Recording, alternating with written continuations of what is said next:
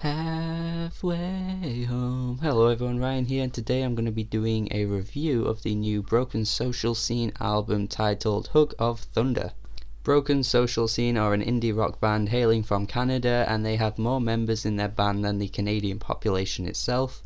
And they're a band that have always been seen to have an experimental take on the indie rock genre, as they add multitude of elements in their music. And their 2002 album, You Forgot It in the People, was an album that, received a lot of critical acclaim. It's like an indie rock darling at this point. Like, it's an album that people look back on in the 2000s and regard it as one of the best albums.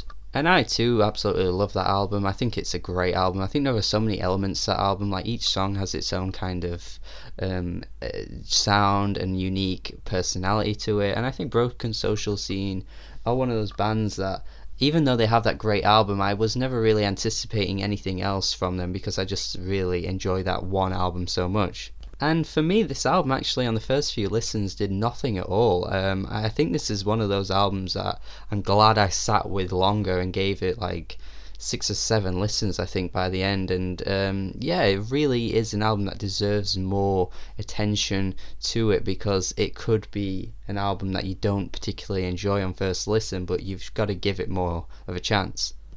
But this album really starts off in the best way possible, because the track Halfway Home is just this energetic noise rock, indie rock fusion, which is just absolutely fantastic. I think Broken Social Scene proved that they can still do those like Casey Accidental type songs and still pull them off so well.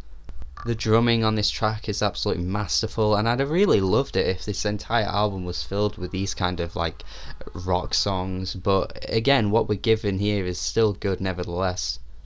The track Protest Song features the vocals from Emily Haynes on the lead vocals, with Kevin Drew in the background, and Emily Haynes' vocals are very subtle, but they're also very effective. I think this song works really well. It has a really nice vibe to it. I think it's one of the better ones here.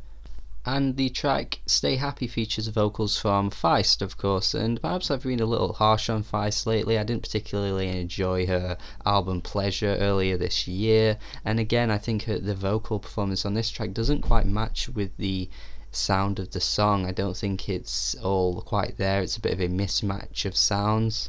It's only really until like the last 30-40 seconds of the track where the instrumentation has a bit more of a bounce to it and Feist sounds a little bit better, but preceding all of that, the rest of the song wasn't particularly enjoyable for me.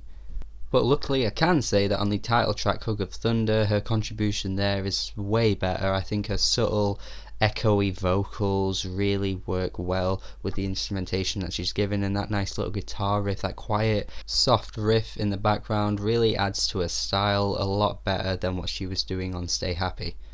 Gonna Get Better is a bit of a cliche track, about how things can't get worse, they're just gonna get better. It's a little vague for me, and the lyrics aren't exactly all that intricate, it's a bit on the nose. It's like there's not really much of a hidden message to it. And then we have Kevin Drew that joins the track a little later, and I think it's just a bit corny the way his vocals come in. It sounds like an 80s ballad type thing, and it's just not for me.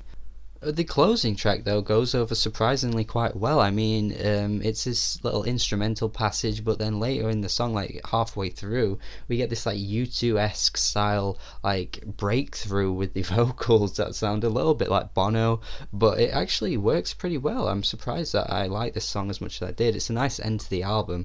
It very much ends in Broken Social Scene style and fashion, because they are just so great at making those anthems, and this is another one of those anthems, and this album is filled with quite a few of those kind of tracks, and I think that's what Broken Social Scene do best. But I do like some of the tracks that go for a bit more of a like subtle approach and quieter sounding tracks with the whispery vocals. I think they do go over well as well.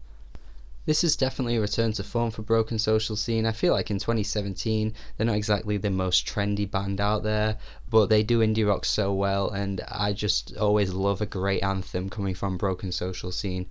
I'm going to give this a B minus. Make sure you check it out. If you like this review, make sure you subscribe to the channel for more reviews. I do reviews every day, and have a nice day.